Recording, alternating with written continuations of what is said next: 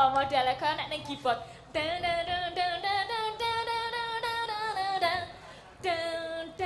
Biasane iki lek arep suwo.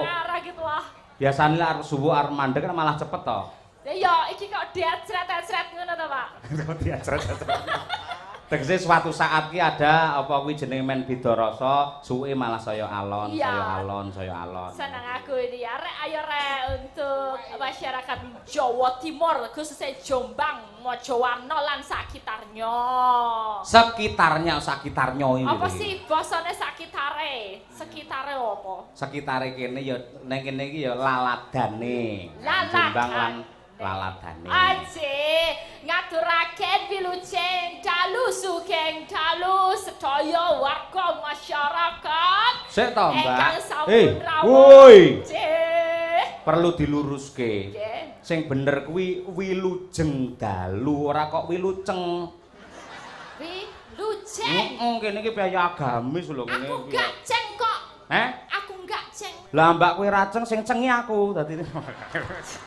Krunguku maksudnya krunguku lho. Oh, good. Jenengan merengnya itu jeng. Aku ngomongnya jeng. Oh, jeng to. Wilujeng. Oh iya. Ya, sugeng utawa wilujeng utawa slamet padha. Padha. Ya, pokoke sing penting slamet kabeh bagas waras. Amin. Karo diparingi rezeki sing lumintu, kabeh paringi sehat. Amin. Derek tepang mbok menawi dereng tepang kula nembe samenika dereng tepang. Sing ditepang iki derek tepang. Derek tepang. Kula derek tepang. Pak Bu, nami kula Elisa mboten ra urus. Kula wong ya dandan kaya ngene cetha diurus ya. Orcarus, Elisa Orcarus Alason. Nggih, kula sinden rumiyin derekaken Basena. Nek sakmenika mboten derekaken benjang mawon. Ojo sik lho sak aja lho ya. Penggemarmu sik akeh ngapa lho kesusu tur kowe ora rabi kok ya. Lah ya to, Pak. Kula tak derek Pak Yoyo rumiyin saged to. Ayo. Boleh to, Pak? Boleh enggak? Ya oleh, ya mesti oleh wae. Madangkara itu terbuka lebar untuk Elisa. Dadi pamane sampean prei ora nek job kangen karo Madangkara, kangen karo sinden-sinden kene ngono boleh langsung datang saja. Oleh tenan ya? Oleh, ning ya kuwi. Sangoni ra tapi ne?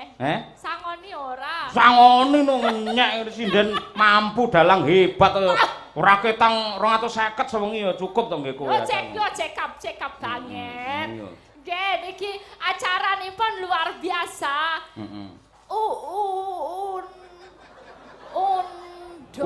Udelmu bodong. Alah, UNDH, undoh. Bener ya? Riyaya unduh-unduh. Undoh itu artinya ki apa? Undoh itu apa? Dari kata kerja ngunduh. Jadi pamane ya. Ditambahin sih. Undoh itu udah kerja, kata kerja nek nganggo ang berarti ditambahi kuwi. Loh, unduh kuwi kata dasar. Kata kerjane ngunduh. Artinya apa? Artinya ngene contone wae ngene. Pamane iki wong Mojowarno nandur pari, ya ta? Terus wayahe panen tegese tandurane dhewe ayo do diunduh. Oh, gitulah. Ngunduh memetik lah ya. Memetik. Memetik ora memeti. Memetik. Mau ya ora mudeng to. Memetik aku yo ngomong memetik kok. Memetik itu apa yang sudah ditanam. Hasil panen gitu toh berarti berarti ki sing dirayakno adalah hasil yang pertama. Wis to ora hasil yang pertama, yen basa Jawa hasil ingkang kaping sepisan, ngono kuwi. Gedawan kaping sepisan pertama padha. Karepmu timbang setruk aku ndang. Iya kan gitu, tapi rangkaiane sakjane ana 3 kadosipun ya macange. Upamane apa, Mbak El? Sing saderenge nek wong tandur-tandur ya berarti sadurunge tandur. Berarti jenengane apa gebetan. Nek ra salah iku gebetan. Maksude basa Jawa angel banget sih. Mangumpulno donga. Oh iya. Jaluk ben nek misale arep miwiti tandur engko ya iso apik ngono diberkahi anggone tandur. Betul. Bener ya? Bener mboten Pak Pendeta? Bener je, kebetan. Pun Mang Jarni mawon ya. Aku ki belajar PDF kok 34 halaman iki kaya wong arep skripsi. Dinai bahan sama Pak Pendeta ya dawa banget ya uteke jebol aku. S3 ya jebol uteke. Dikei bahan apa? Ya bahan iki loh tentang apa acara-acara ini dari awal tadi ada kebetan terus ono geleman iku padha karo selapan dina utawa 36 hari bar kuwi mau bar awal tandur terus kuwi dongane ben aja nganti ana oma. Aja nganti ana hama sing engko mateni tandurane ngono. Kuwi wis dihitung kabeh. Terus ngantek mengko didongakno nek wis ra ana hama ya engko iso tandurane apik tekane uduh-uduhan. Ngono bener ya kayane. Bener ada tiga tahap yang dilakukan. 3 tahap utamane. Gebetan, geleman karo unduh-unduh.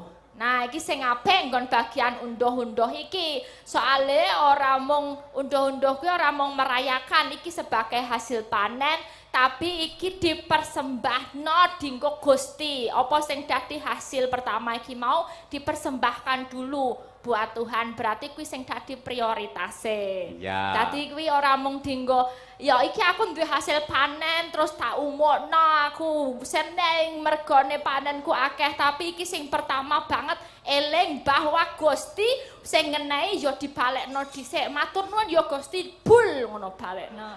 Nah, ngono. Apa trimo Gusti mung dibul. Maksudnya ya carane nganggo adat istiadat ana apa orok-orokan niku. Apa kok orok-orokan iki apa? Apa? Itu festival itu loh. Arak-arakan. Ya, arak-arakan nanti pada bikin banyak apa ya kaya ugo gede-gede ngono ono macam-macam saka setiap wilayah bukti bahwa dia sukacitanya dia mempersembahkan hasil panennya buat Tuhan. Iki sing kaya ngene sing kudu dilestarekno. Ning desa-desa aku yo kerep melu bersih desa liyane bersih desa jenenge merti desa. Iku yo padha sedekah bumi, apitan. Nah, tapi enggak semuanya tahu detailnya kaya ngopo. Nah iki nek ning desa khusus Mojowarno kene luar biasa detailnya opo karepe kabeh semua menyadari bahwa acara iki dienggo opo kabeh reti. Wah kuwi sing kudu diapresiasi lho Mak Jange. Nggih. Kehebatane kuwi. Muga-muga iki dilestarekno ora mung saiki tapi sesuk sepanjang generasi ke generasi. Saiki anake mungkin merantau tetep ngerti nek ning desaku duwe adat istiadat kaya ngene. Dadi wayahe arep unduh-unduh ya mulih ning gone dhewe terus melu ngerayakno. Dadi budayane tetep berlangsung. Ngono ya, Pak. Mergo budaya ki lak jati diri bangsa. Ya. Nyatane wong Indonesia ki sing iso dipamerke tumrape luar negeri jebul ya budayane iki. Betul, sing dikagum-kagumi karo wong manca ya budayane dhewe iki. Dadi nek misale engko nek ade meneng wae ngerti-ngerti dicolong wong Jawa ya dadah ngono. Ya so, aja ngasih kaya ngono. Mula ya apresiasi yang luar biasa untuk pemerintah daerah Kabupaten Jombang, Dinas Pendidikan dan Kebudayaan Kabupaten Jombang yang telah merangkul warga masyarakat wonten ing Mojowarno mriki anggenipun tumut nguri-uri ngurip-urip mengembangkan melestarikan riyaya unduh-unduh ya Mbak. Iya, dan iki ternyata ora mung dinggo seagama tapi ternyata juga mempersatukan berbagai macam keragaman termasuk agama. Arep agama apa wae nek kene mlumpuk dadi siji nonton wayang bareng meru prihatin bareng. Iya. Nyenengke ya wayang ki iso mempersatukan. Iya. Luar biasa. Lah dawuhe saka Pak Pendeta, nah iki tak dhisike. ada salah satu lagu religi. Lagu religi apa? Nah, jenenge ya kuwi hidup adalah kesempatan. Wah, apik iki. Hidup adalah kesempatan. Oh iya, mergane dhewe mung sekali hidup nek cari wong Jawa mung mampir ngombe. Ora nganggo madang. Ayo, anak-anak barang kok ngombe tok piye. Ayo. Ya kuwi kudu di apa yang kita jalani hari ini nek iso saapi-apike dilakokno sing dadi kebaikan-kebaikan ditandurke ning wong akeh. Kuwi tentang hidup adalah kesempatan. Lah iki apike ya aku aja dhewean tapi join karo sinden-sinden Madangkara lho. Silakan dikomando. Dikomando? Ya aku gak wenang, yang wenang ya dalang no. Mau sing wis melu latihan tur ya apal kuwi Mbak Birgita Ayu saking Kediri. Wah cedak no Kediri ya. Kalian Nonik Dian Mbak Dian. Cantik-cantik. Iya. Kok ya nemu cantik-cantik ngene dilumpukno ya Pak Cahyo ki. Ayo. Pinter men gitu loh. Oh sing pinter dudu aku, sing pintere Bu Kesi kuwi sing telah apa kuwi jenenge merekrut adik-adik sindeni supaya nyengkuyung marang Madangkara. Lek aku butuh iki mung dalang. Sing tak sawangi mek wayang. Mergo yen aku ki nyawang sinden malah kelangan duit, lek nyawang debok karo wayang malah entuk duit. Oh ngono ya. Haning mau ya ngomong jare pas sabetan, wah gandeng bintang tamune wis teko saya semangat. Ngono ra. Lah rumah kamu apa awakmu bintang tamune? Bintang tamune loro lho. Sopo? Sampeyan karo Bu Kesi. Oh dadi untuk Bu Kesi. Bu Kesi. Allah. Ora, aku mau krungu dhewe kupingku bintang tamune Elisa aku saya geni sabetanku. Wong pamirsa sakmono ya presa mireng lho. Sing disebut wae Elisa dudu Bu Kesi. Bu Kesi ki yen ana Elisa ora ketok. Lho ya ora ketok wong kelilingan sinden jiro lupat lho ya ora ketok. Kecuali lek Bu Kesi iki nang dhuwur kene gawang kelir ketok ngono. Apa enek. Oh ya. Nggih niki ngaturaken lagu pamundhutan dari Bapak Bandeta ya Pak. Unda sama Mbak Birgita sama Mbak Dian. Boleh maju ke depan, Mbak. Maju ke depan dong. Ayo, monggo. Adatipun lagu menika dipun iringi mawi musik.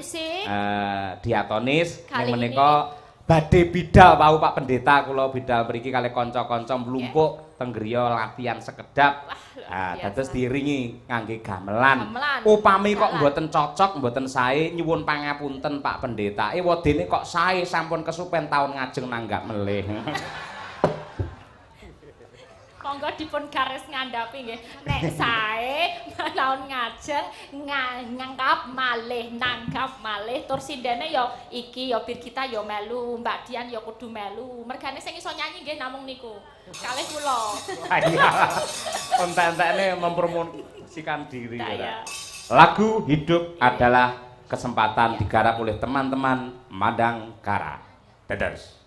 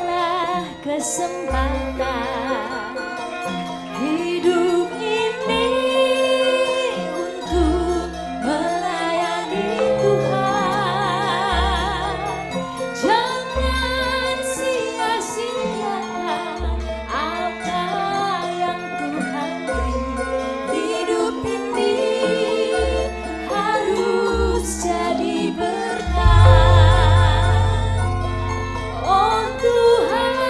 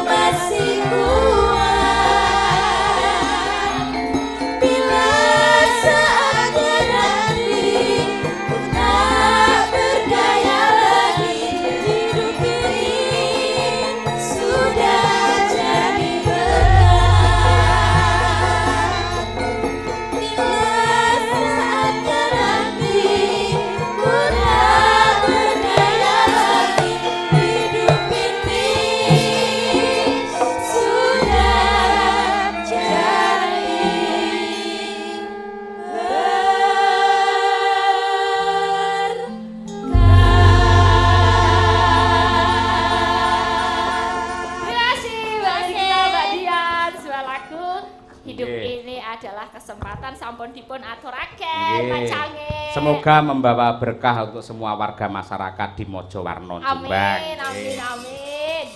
Kejawi yang sampun kula aturaken ing ajeng Mbak Elisa, ugi menika dipun rawuhi dening Pak Camat Mojowarno. Nggih, Pak Kapolsek, Pak Ndan Ramil, ugi bapak-bapak, ibu-ibu kepala desa sekecamatan Mojowarno. Mboten kata lumpen, Bapak anggota dewan saking fraksi PKB nenggih pepunden kula Bapak Subur. Bapak Subur, nggih, matur nuwun Bapak Subur sampun. Mbah nuwun, nggih, tak lenggah nggih Pak Subur nggih. Kasih. Alhamdulillah. Wis foto kalih kula nggih Pak nggih. Ning ngeten lho Mbak Elisa. Cek. Lek cara nggen kula Karanganyar nggih. Pripun? Ngoten niku upama napa niku badhe mencalonkan menjadi anggota dewan melih ngoten niku. Nggih. Mboten kok enten acara bersih desa undu-undu terus rawuh tok mboten. Ning malah nanggap dhewe yen cara nggen kula. Ojo nang jenengan. Nggih, ning nggen kula mriko nggih. Nggih, mbok menawi menginspirasi. Nggih. Nggih, Pak nggih. Nggih, ngoten niku. Nggih, niki kadosipun bintang tamune kok mboten namung kula nggih. Lah Niki sapa? wong kalih Ibu Sukesi Rahayu ingkang kula hormati kanthi sanget-sanget. Nggih. Kok malah sangit lho ora. Sanget tok sangit ora. Oke, saya juga ada titipan Pak Cahyo. Tadi Apa? juga satu. Nanti ada lagu pujian Indah Rencanamu Tuhan. Nanti dihaturkan request dari GKJW sini. Dengan iringan? Keyboard. Wadah. Ya, ada. Nanti Alhamdulillah. sudah dipersiapkan satu lagu pujian. Lajeng Jak juga ada titipan dari Sobat Ngebiar, itu ada request lagu. Apa? Lagunya Luntur. Nah, mangke kula saged ngaturaken kali Ibu Sukesi Rahayu. Oke, siap. Gandeng jenengan pun maos request sisan nggih ya Mbak, nggih Mbak. Nggih, Nggih. nggih. Sugeng dalu Pak Yoyo, Pak Cahyo Kuntadi. Nggih. Kula jen Mutakhin selaku penggemar pagelaran wayang kulit jenengan izin derek ajar kalian request tembang Sesideman Hasbunallah karyaki Sukron Suwondo. Nggih, matur nuwun. Selamat malam. Selamat hari raya unduh-unduh minta gending tembang kangen ingkang nembang Mbak Elisa. Saking Pak Wiji Wulyono Sidoarjo. Wah, adoh lho Mbak iki, Mbak. Sidoarjo. Sidoarjo nggih. Ya, wetan. Sugeng dalu Pak Cahyo, sugeng pinanggih malih. Kalian kula lintang ageng Panjerwengi. Pemuda RT 4 Pulurejo. Mojo napa Pak? Jejer. Mojo jejer. Mojo jejer, Mojo Warna. Mau minta tembang langgam ulo tampar. Wisa tresna kagem warga jemaat GKJW Mojo Warna. Sugeng Riyadi unduh-unduh. Berkah kagem sedayanipun, mugi Pak Cahyo sak rombongan sehat, tanggapanipun lancar terus, panjang umur. Amin. Nggih. Nggih, matur nuwun. Yo, bintang tamu yang kedua. Nah, iya, coba diaturake. Piye penggemare? Yen Mbak Elisa penggemare iki yuswa 50 nganti tekan 17 tahun. Lah Bu Kesi iki swidak nganti 80. Kok sia-sia banget ini tuh istri tercinta loh. Loh, viralnya Bu Kesi itu di era tahun 90-an. Oh gitu. iya. Zaman Pak Anom Suroto, Pak Mantap, Pak Entus, Pak Purbo lek ngasto mesti sinden Kesi mesti dier niku. Yo, cublak suweng nggih ngormati bintang tamu kita Nyonya Sukesi. Ya, yuk.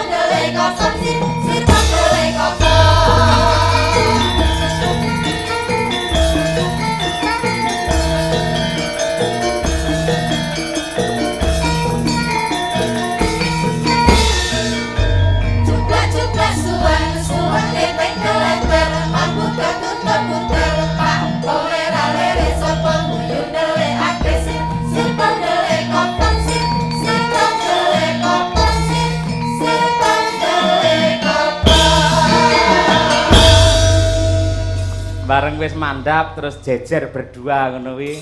Pripun? Cara wayang nggih, cara wayang Mbak Elisa niku Dewi Wara Srikandi. Bu Sukesi niku Bu Sukesi niku Dewi Wara Sembodra. Dadi Sembodra kalian Srikandi. Janakane aku ngono. Pripun to Bu ngaten niku?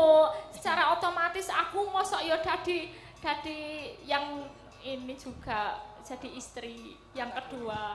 Jenengan sok dingaten kene niku nggih mboten sakit hati Bu jenengan. Ngene lho Elisa, iki Pak Cahyo pun tadi kan ngendikan upama wayang ngono, Elisa kuwi Dewi Wara Srikandi, yen Bu Kesi Dewi Wara Sembodra. Lah Pak Cahyo Kunaidi kuwi Janaka. Kuwi upama. Ya. Berarti kan ora to, El. Ora aman. Ning upama tenan ya. Oh. Sampluk parut. Nyampluk parut ngono ora tau ning pawon, ora tau masak nyampluk parut. Mesti parute anyar-anyar kabeh kae mriki. Landep malah. Loh, Elisa. Ya, Bu. Malam ini suatu kebanggaan. Bangga lan marem atiku. Wis ditimbali genep ping 3 nggih Pak Lurah nggih. Pon genep ping sekawan. Ping sekawan. Seto El, awakmu ki ning Ngayogyakarta ning Jawa ki wis pirang taun kok omonganmu kok ora iso gathuk. Heran aku. Ya, 4 sekawan. Oh, sekawan. Ya. Sik tak cek sik. Heeh. Bahasane siji apa? Elisa. Siji setunggal. Nah, yo iso ono loro. Kalih. Telu. 3. Papat. Sekawan. Pinter. 5. Gasal. Iya, jos tenan. 6. Ha. Enem, yo Hah? enem. Iya. Enem iki basa kramane apa nggih? Enem. 6 bahasa Indonesia, Bu. Enem.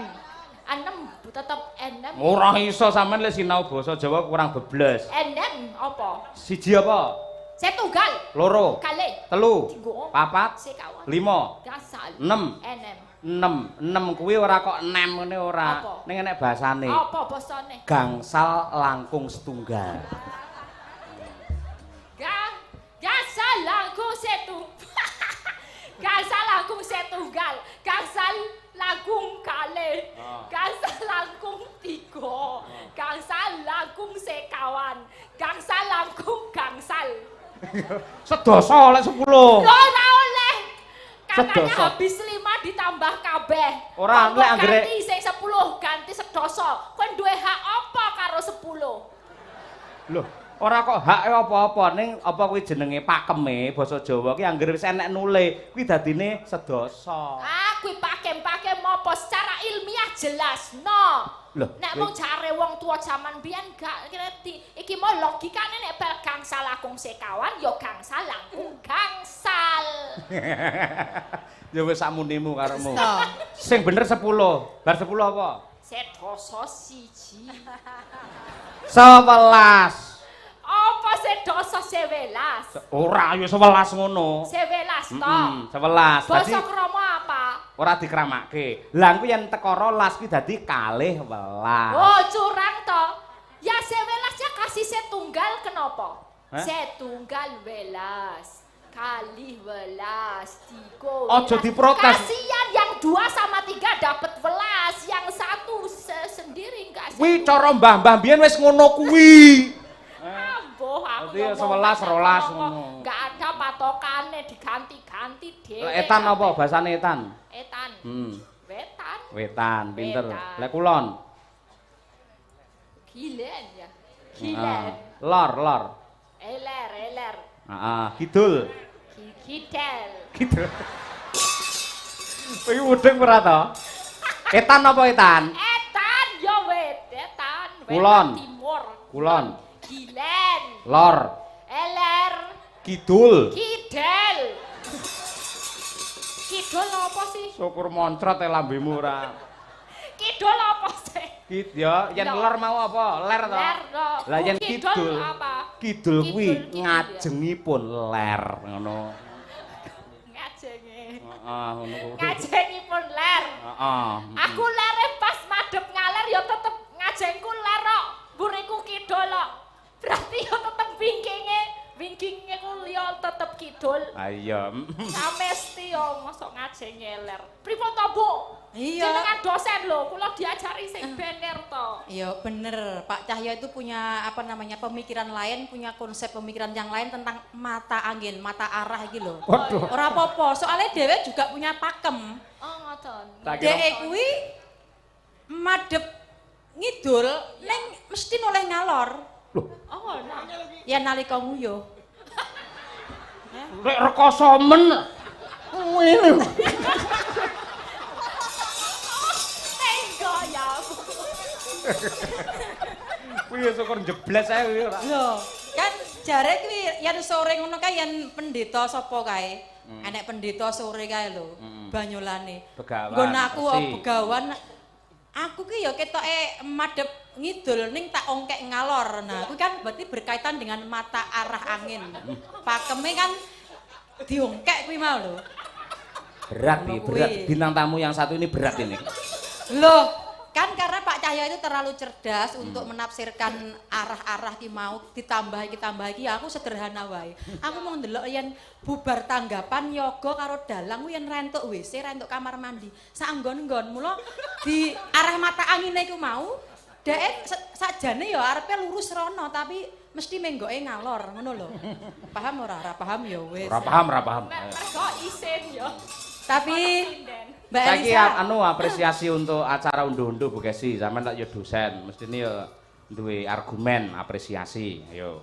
nggih, upacara unduh-unduh menika kan adat istiadat ingkang sampun mentradisi nggih membudaya. Yang itu memang benar-benar harus dilestarikan dan bahkan dikembangkan lan ugi ditularke teng generasi anak putu supaya benjing awake dhewe niku mboten kelangan lacak jati dirine bangsa ingkang tansah nglestarekake adat budaya. Inggih menika unduh-unduh wujud syukur kita dumateng Gusti ingkang akarya jagat ingkang sampun paring kanikmatan arupa tetanduran pepanenan ingkang melimpah ruah. Sehingga syukur itu penting. Karena syukur itu adalah wujud iman kita kepada Tuhan. Gitu Mbak Elisa? Ngoten Pak Yoyo. Lah supaya unduh-unduh iki greget tetep semangat, kula lan kanca-kanca nderek ndedonga, mugi-mugi pemerintah Kabupaten Jombang niki bekerja sama dengan GKJW Mojowarno mriki setiap tahun tambah rezekinipun sehingga tahun ngarep wayangan malih nggih Pak. Amin. Matur nuwun. Bu, ada loh iku dalam adat-adat ini uduh-uduh iku itu orang-orang itu juga melakukan yang namanya gejlok lesung. Gejlok lesung. Iya. Sentek tek tek tek Iya, itu. Ayo awake ngono saya. Kayak lesunge ngene to awake nggawa kuwi to iki lho. Ya, dan lagunya ada yang sering dinyanyikan. Gimana? Pasti semuanya tahu gimana kalau kita nyanyikan bersama. Oke. Lesung Jumanggung. Siap. Loh, yen kuwi cocok Mbak Elisa. Mergo iki dipundhut. Ya, tenang Nah. wis sehati yo karo Nggih. sinten niku nggih sing mundhut. Dipundhut kalian pepunden kula Bapak Subur anggota DPR fraksi Kebangkitan Bangsa nyuwun gending lesung Jumengglung. Nah, nggih. Monggo Pak Lurah menawi apal jenengan nggih nembang lho Pak. Senajan to keng mriku napa ajeng gabung mriki Pak Lurah? Saya lo menawi jaket gabung Pak Camat Lurah Nggih. DPR. Ya, ya iki diaturke dhisik, ya. Lesung Nah, Jumengglung. Monggo Pak Lurah. Brengose rek. Gak nguwati kaya Raden Harya Werkudara. Nyoprose iki lho gak nguwati. Yo, buka riyen apa ngentosi Pak Lurah? Nah, monggo Pak Lurah, jenengan nggih hafal to, Pak?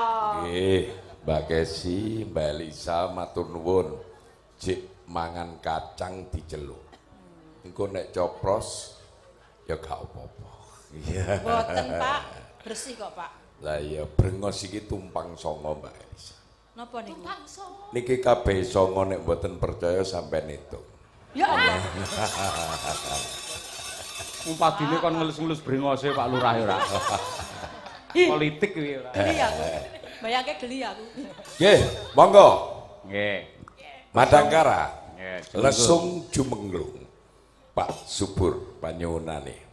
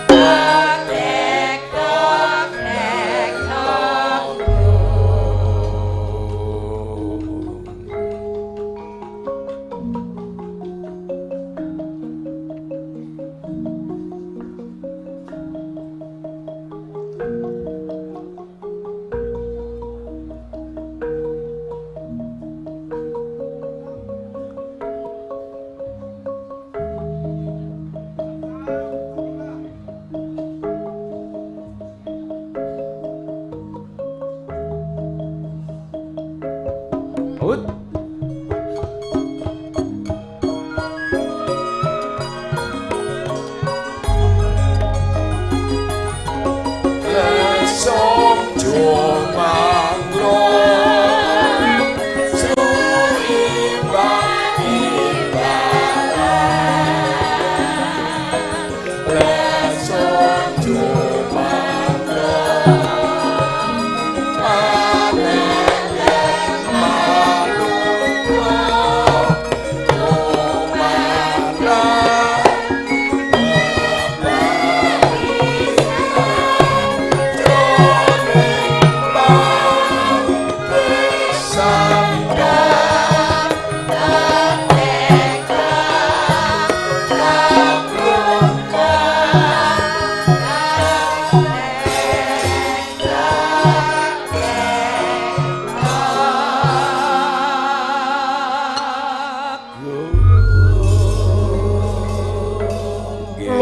wong desa Tani padha makarya ayoni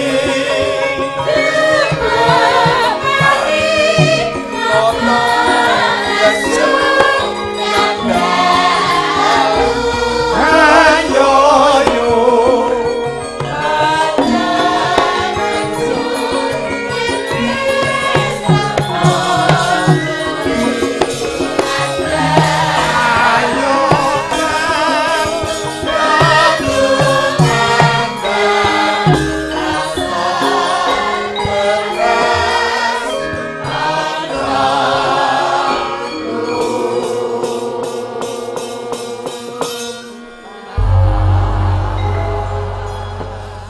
luar biasa. Matur nuwun Mas Yoyo, matur nuwun Bu Kesi. Sami-sami Pak Lurah ning sekedap panjenengan pun Nggih. karyen. Kula badhe nyuwun prisa Pak Lurah. Nggih. Pripun perasaanipun jenengan Pak? Diapit kalih widodari niki lho Pak. Senadyan to niki widodarine pun poel. Pun tuwek, niki ayu, sasi enom, pripun perasaane jenengan? Nggih. Nggih perasaane kula niki mek dek-deke tapi mek pisan. Lah, Mboten deg. Tandane nek deke nek mek pisan niku setrume mulai alit. Niki. Nek deg niki tasik voltasene gede. Tapi mireng suwantene Mbak Elisa, mirengaken suwantene Bu Kesi ingkang sampun kaping sekawan wonten mriki, kaping gangsal wonten lapangan kalih Gusipul nika lan niku mak deyek kena lesung jumenggulunge Pak Subur. Nah niki tansaya nyumrambai, tansaya semangat murakabi bilih riyatin unduh-unduh menika saestu ndadosaken instalasi kangge mbangun kebersamaan antar suku ras dan agama untuk Kabupaten Jombang. Iya, Pak Kapolsek niku wau nggih pinter nyanyi. Pak Pranan niki Kapolsek enggal, Pak Camat enggal. Pak Pranan niki wau pun bisik-bisik. Aja lali Pak Lurah, aku iki ya disampekno. Ya apa aku ya kepin cedak karo Bu Elisa karo Bu Kesi. Napa dikeparengaken? Iya Pak Kapolsek itu Pak ya. Kapolsek. Iya. Menawi saged nyumbangaken swantenipun. Oh, enggih. Lah Pak Kapolsek niku kula mboten kuwatir Pak Lurah. Mboten kuat. Mboten badhe pomo cedak karo Mbak Elisa no aman saja. Sing kula kuwatiri malah jenengan. Oh, nggih. Entek nganti bengkoke entek cilaka jenengan. Nggih. Nek bengkok niku mboten usah ditarim pun tek rumiyin. Iya. Nggih. Pak Kapolsek, Bu Kesi nggih. Diaturi. Nggih. Monggo Pak Kapolsek. Pak Pranan. Iya. Ya, monggo Pak. Ini daerah utara. Ya, Pak Kapolsek, Pak Pranan. Mohon aplaus yang meriah untuk Pak Kapolsek Mojowarno. Duduk. Nah. Ya.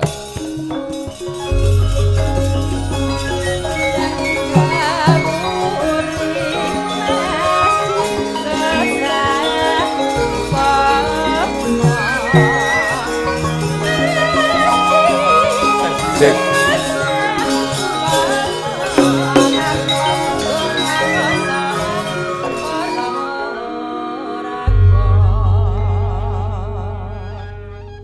Sugeng dalu Pak Kapolsek. Sugeng enjang. Oh. Dalu Pak. Masih dalu. Mato dalu kan enjang. enjang.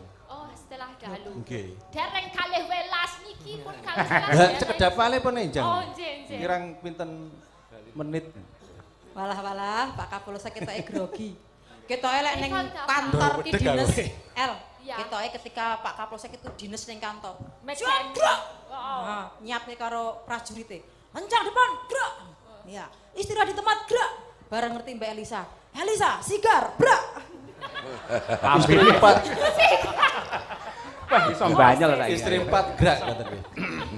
Sapradan. Sigar gerak. Jenengan pengen nembang menapa, apa sing diripun remeni. Ingkang kula remeni. Katut-katut. biar tidak terpisahkan ya, untuk memupuk rasa kecintaan. Sotya nggih. Sotya. Ije, Bu Kesi. Sotya. Niki buatan bed kalau keyboard biasanya Sotya. Oh, gamelan. Gimana? Atau bisa pakai gamelan? Saged. Oh, saja. Bisa. Nyebutin saged kula mantul. Madangkara luar biasa. Rendah. Kita coba ya. Pak polisi Iya, kita Sotya coba. ya ora keren ya El ya. Jalan. Mangke dipun bantu nggih. Loh nggih. Sing bantu Bu Kesi. Bu Kesi kan bantu mangke nggih. Ini bareng-bareng. Mangga, Sinten dibareng-barengkan. Ya. Sotya. Tetes. Gabe muka. Menjaga waktu.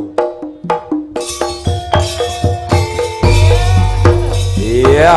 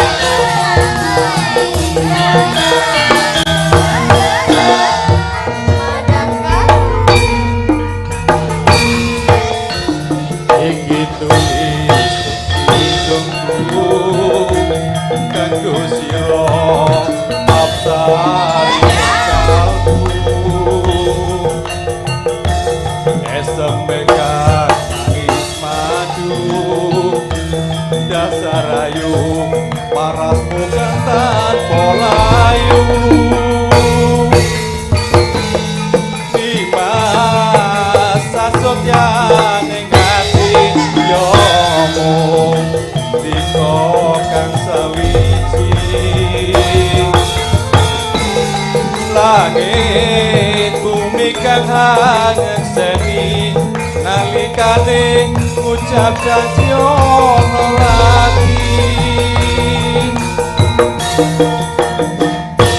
yo mung siji sesotyaku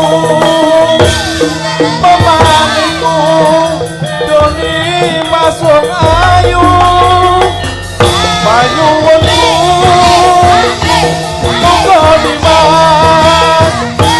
ora lali marang janji setiamu nanging kabeh kuwi musra eling kalamun kuku sing tresno wis tak coba walek sliramu nanging tak lali-lalitan bisa lali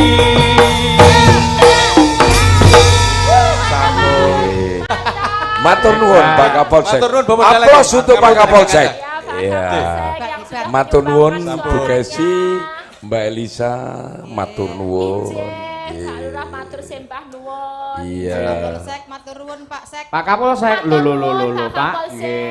Nggih. Nderekaken sugeng Pak pinarang. Sek, Pak Kapolsek. Kok jenengan tega Matur Pak? nuwun, Pak Lurah. Pak Lurah, Matur nuwun. kok jenengan iku tega? Sek. Mosok ora ninggali Pak. Jan kaya mindring malah. Ora guyon iki guyon. Pikiran remes. Wah, El, Ya. membanggakan ya, Ya, para Pak. pejabat publik di Kapolsek, Kabupaten Pak Mojowarno Lurah, iso Kerso, nembang kabeh. Api kabeh ya nembang Bayangno, yo Jawa. bayangno awakmu yen duwe pacar utawa Pacar? bojo kados Pak Sek, Pak Kapolsek mah piye? Pasek Pak Pak Kapolsek. Kapolsek. Yo seneng yo. Wis ganteng. Ya, Polisi J6, pangkatnya wis dhuwur. Heeh. Piyayine pinter nembang, grab Jadi ya. Bukan sih lebih seneng polisi apa dalang saja nih. Ah. Kowe pengen takon aku? Jujur ya. Asli nih. Sik. Jane Aku piye? mbiyen zaman sik mahasiswa. Iya. Sing tak kethik ya asine ya polisi. polisi ya, Bu. Dalangi polisi pokoknya ya kayak Pak Kapolsek iku. Paling ora cekelane ya bedil. Bedil, heeh, terus pekerjaannya mapan apa dalang kadang-kadang tanggapan kadang-kadang ora. Terus bubar dalang biasanya ditagih utang, aku ya bingung. Met ya, Bu. Iya, Disabar-sabarno ya. Ning ya kuwi pacare Bu Kesi mbiyen iki pancen ya polisi, ning ya kuwi ra iso tangi, polisi tidur. Kowe nek banding-bandingne aku karo polisi iki lho. Polisi pancen luwih mapan nek aku ki lak ngenteni tanggapan. Nesu. Kesotan ning karo ngisor terop ngene iki. cemburu ya kamu. Ya ora ngono kuwi di hadapan kalayak rame kok jenengan terus banding-banding ning aku karo Kapolsek ora. Sing gandeng sampean. Rasa ngapa ngono kuwi? Mau meneh piye? Ayo ngono kuwi. Wis to percaya Terus karo aku mulih saya. bareng Elisa caranmu ngono. Asem. Ngono iki lho El. Pak Cahya pun tadi ki nenek awakmu itu semangatnya dalang itu dadi tikel pindho luar biasa ngono lho. Lebih ya. Semangat aku mboloket pertama dhek ngerti awakmu bintang tamune awakmu angger bintang tamune Elisa mesti diposting. Coba liyane Elisa enggak pernah posting. Ketoke dhek lek ketemu awakmu nek rada deg-deg ser ngono El. Jane pripun to Pak Cahya? Adalah. Ngendika mawon kula mbok sing jelas ngaten lho. Perasaane terus kinten-kinten El? iku pripun kok? Elisa? Jenengan Sampeyan ki iku lak- semangat nek kula Eh? berangkat. Bisa to, sampean ki lak wong Sulawesi. Keroyo-royo belajar nyindir. Kula Pak. Keroyo-royo belajar Masya ndalan. Allah, Mongko astagfirullahaladzim. isih bujang. Ha to. Golek duit golekne sapa? Bukan Itu kan mukrimnya. semua untuk pelestarian dunia pedalangan dan juga karawitan. Tangane. Jenengan berarti nganu nggih saged ngajari kula Iya. nggih. Tanganmu ki lho, Pak. Kalih kula. Elisa, Pak. biarkan Anji menggonggong. Tanganmu iki lho. Bukan mukrim. Iki adikku lho. Jare kok Elisa tak anggap adikku dhewe. Apa ya elek ya apa nek dosane aku terus ngrangkul Elisa. Nyatane aku dhek ngrangkul dhek iki tanganku iki keder terus ini. Itulah dalang. Padha karo Noval bae buyuten dhek. Nggih, ya wis bar. Bar dramane bubar. Dramane bubar nggih, Bu. Tapi Mulih ten mriki kok seneng nggih kula, Bu. mulih aku. Untung aku mulih Bu mlaku niki aku. mboten niki namung napa jenengane namung pertunjukan mawon ampun Nesula. Iya, ya pancen dalange Kita ngono. sahabat bertiga. Panjenengan Pak Cahya kula niku pun sahabat plek ya. Iya, ya El, aku malah ngene lho El. Jujur wae, yen umpama Pak Cahya ki lek ngelirik wong wedok-wedok liyane aku ora setuju. Ora seneng aku, ora cocok aku. Tapi Ning lek Pak Cahya cedhak karo awakmu, umpama dheweke aku duwe adik ipar awakmu no, sedulur ipar, aku seneng banget mesti El. Penak aku, enak sing wangi. Lah kok penak dua masa jenengan berkerso berdua gitu. Di Ya dua. kan ngenteng-ngentenge penggaweanku. Enek. Heh? Kowe iki omong apa ngono iki? Jare Nggak mau boleh. pengen di madu. Nang kene kan hanya drama saja untuk menghibur penonton. Oh, makasih. Tapi cintaku hanya satu untuk Sukesi Rahayu. Alhamdulillah. Aku kudu ngerti sampean ki. Loh, mirang Pak Lurah. Aku jaraki Elisa ki lak ning panggung. Ning Loh, Pak jaba Lurah. jajal kapan aku jaraki wong wedok liya yen enek sampean ra tau. Astagfirullahaladzim. Madep mantep kalih busuk kasih. Wes, saiki nembang wewe dhewe. Mumet aku. Nembang nggih Pak Bu.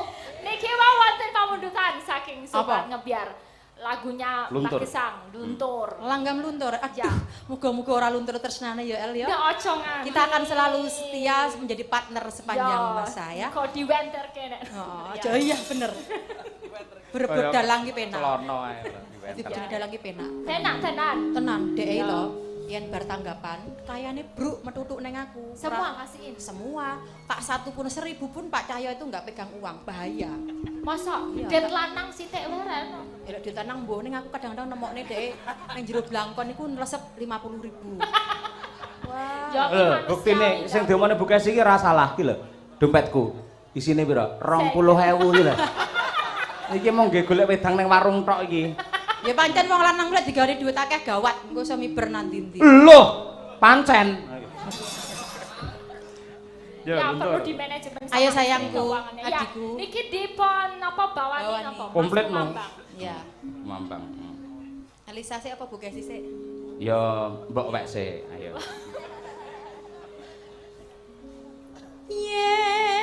Yen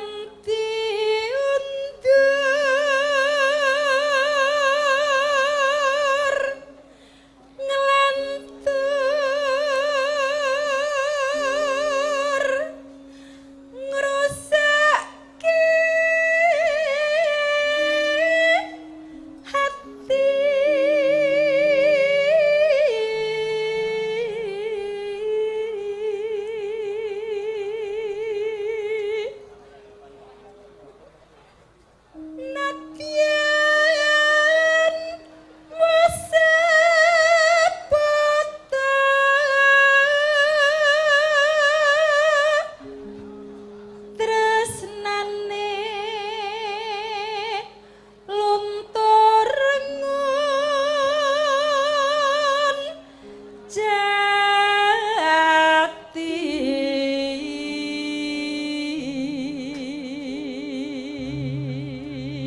Nadyan mung sithik ya oper Mbak Elisa. Ya, entekke. Tiwas andetawa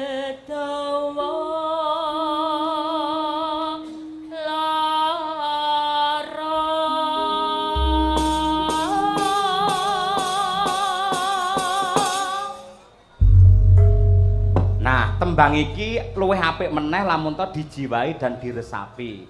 Orang yang lagi bersedih tentang cinta. Ayo, syukur saya karo nangis ngono ora apa-apa. Men saya rasa tembange. Yo. Yo, Bu Kesi dhisik. Yen luntur wenterane ora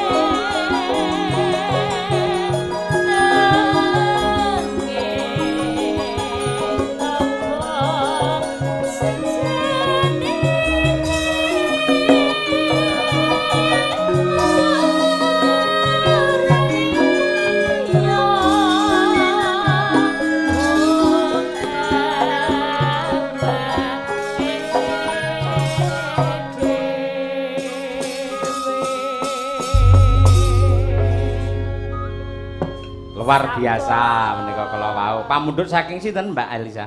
Sobatnya Biar Indonesia yang ada di Jakarta. Iya. Kita sampun transfer nanti khusus yang nyanyi tapi. Oh iya. Ora masalah. Yeah, Menika wonten ingkang ngersakaken nah Langgam Ulo Tampar. Ayo. Umi Afifah turun gunung ya, Nduk. Ngancani Mbak Yumu. Ayo. Iki ya waranggana sing mulai viral arep nyusul karo Mbak Elisa. Wah, ini nggak mulai, udah lama ini viral. Penontonnya jutaan ini. Iya. Untuk kontennya Nduk Umi Hafifah ini. Ya. Lah, mengguyu ngono ya wis langsung ser. Namine sinten to? Niku lengkape napa namung Umi Hafifah? Tok napa wonten dawine meleh to? Namung Umi Hafifah, Mbak. Oh, namung Umi Hafifah. Nggih. Sekeng Saking Pulung Ponorogo. Pulung Ponorogo. Nggih. Mriku wonten pamundutan Ula Tampan. Nggih. Panjenengan ingkang minangkani. Nggih. Kok ngono to ya? Apa? Nggih. Lu Umi. Ponorogo wis. Pancen bocah lugu kok kuwi ora. Lugu sanget. Kelas pinten to? Kula semester kalih. Oh, semester kalih isi. Nggih. Isi mana? Isi Surakarta. Nggih. Monggo dipun bawani Ndok Cahayu. Nggih. Suarane kaya cangik malah. Monggo dipun bawani bocah ayu. Ya, pangkur rek, Ya. Mate seri angkleng darema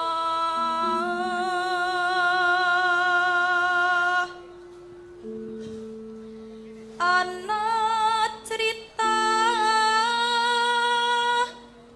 tingkae ula kalih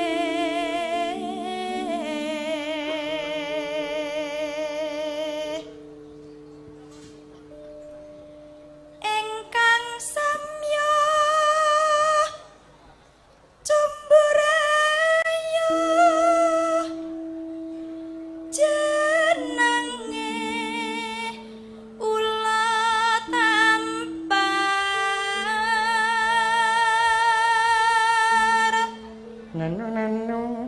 wani gunjak garwane sang maha wiku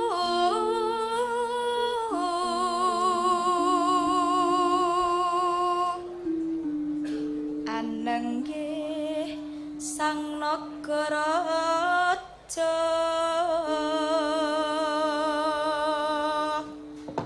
sesilih nyinaga kini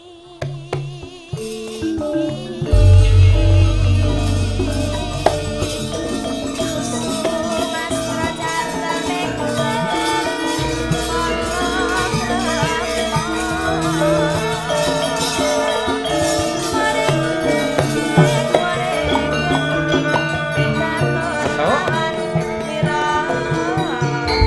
Alungan rumiyin. Yo.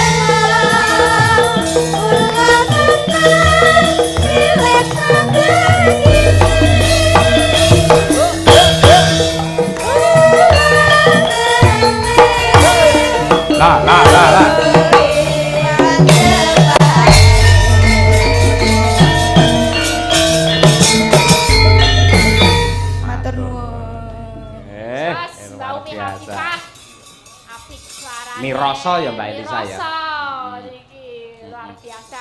Niki wau sing ngelinyit-lenyit sedih-sedih iki wis rada anget. Apa? Kan tadi udah yang sedih-sedih udah, terus iki wis rada munggah rada anget. Kadosnya tadi ada yang nyuwun apa tembang kangen nggih wonten, ingkang nyuwun sesi deman ajeng menyanyi bersama wonten pepanggungan nggih wonten niki wau nggih. Monggo Pak Jaya. Siap nggih. Ning kibote mangke oh nggih niku nggih wonten. Mungkin nggih penutupan nggih mboten napa. Oh, siap. Berarti ngaturake tembang kangen luwih dhisik. Nah, mumpung enten Mbak Tri Hastuti Retnowati. Inilah idaman Madangkara. Bersama wanita berbenang. Ayo. Kok berbenang niku? Niku wajahnya bar ditanduri benang. Wah, mulana kok saiki semakin mempesona. Ternyata ditarik-tarik ya. Pak Yoyo. Ngapa? Saya sekarang punya nama baru. Apakah itu? Baru tadi dibuat di bis. Namamu apa? Teta Hernina. Oh, Teta Hernia. Kalau Mbak Lia ini jadi Laili. Laili. Iya. Kamu Eta. Teta Hernina. Hernina. Oke. Ya. Karo Mbak Birgita, ayo bertiga, ayo. Yo, main mudun panggung. Mbak Birgita. Iki nggih stasi sekolah ya Mbak Birgita. Iya. Udah lulus? Belum. Masih semester 8, Mbak. Oh, udah mau lulus. Iya, amin. Ya. Mbak Tuti, sekolah di mana? Kelas berapa? Saya sudah S3. Oh, S3. Ayo. Aku padane sapa ae. Aku jangan memandang. Iya, gimana? Sama Pak Yoyo. Pripun Pak Yoyo? Pripun Pak Yoyo? Ora lek gembruduk sama dhewe-dhewe bingung. Ayo. Yo diaturake yo tembang kangen sing gumyak, sing sigrak, sing semangat. Ayo. Trio wek-wek. Ya. Mangga berpacu dalam melodi ya yuk.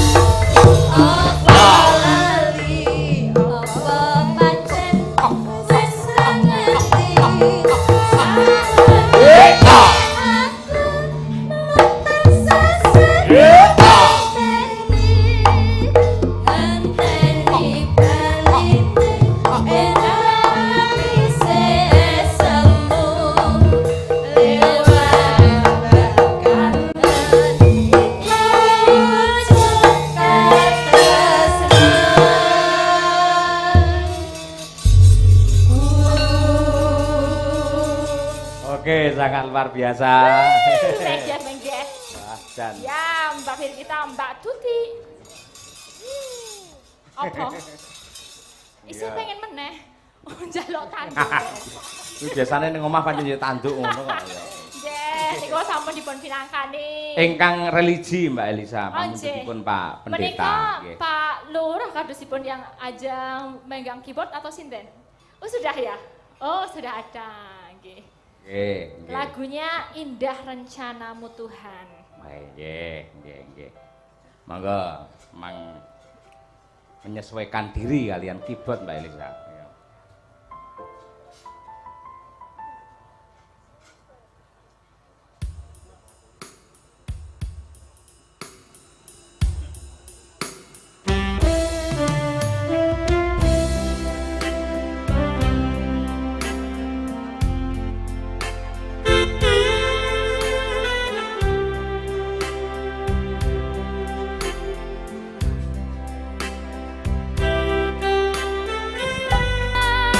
Dan ku tak berdaya menghadapi semua.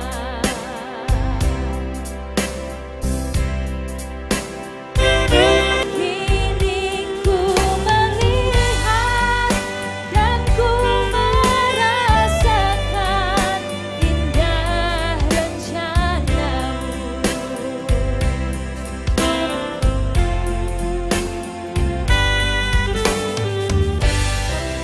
Ya, Luar indah biasa. rencanamu Tuhan untuk GKJW. Mbak Elisa ki hebat rumah sakute apa-apa iso nuwun aku. Kok apa-apa iso piye to, Pak? Lah nyinden yo iso, ndalang yo iso. Lah iki Ya, nembang nyanyi. setetek ora apa-apa iso nek mung setetek wae. Setitik-setitik ora Ya, setetek-setetek. sedikit wae lho. Iso.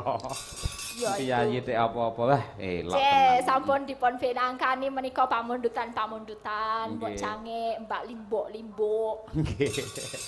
Lah ora sik siji to tembange Napa niku? sing ngangge keyboard. Sampun niku pun telas kali. Pun telas. Oh Cek. nggih, siap nggih. Terima kasih Mbak Elisa, mangke dipun lajengaken wonten session goro-goro. Goro-goro, Nggih, siap. matur nuwun.